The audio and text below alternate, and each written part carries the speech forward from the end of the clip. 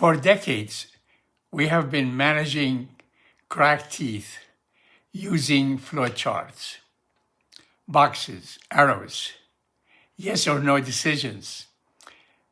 If the Pulp test is positive, we temporize, monitor, and restore.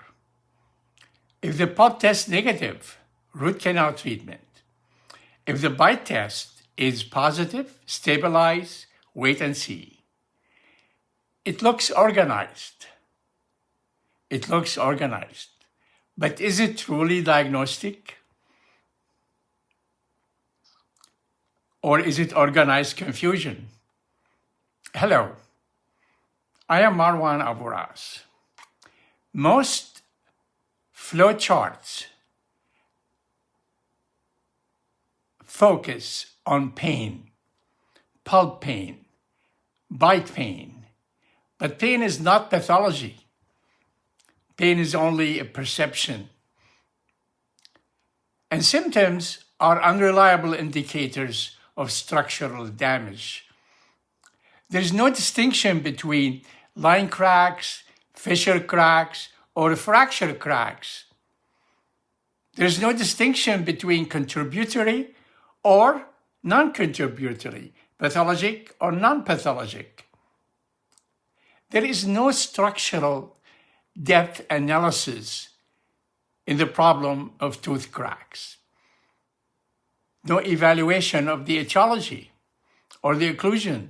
Instead, we stabilize everything. Orthodontic bands, provisional crowns, composite splints. We drill. We chase cracks. We initiate root canal treatment and wait to see what happened. And then we complete or don't complete.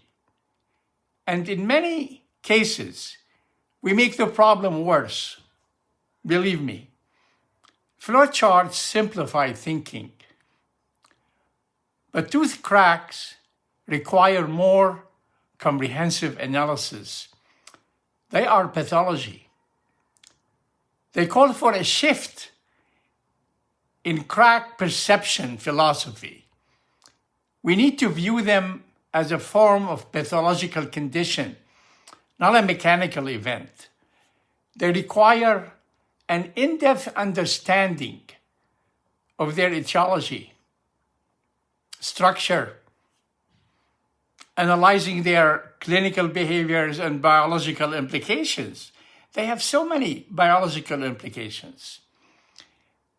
In this presentation, we will examine how routine practices, routine standard endodontic treatment, standard restorative treatment, standard prosthodontic treatment, post and core procedures, crowns, the tooth stabilization,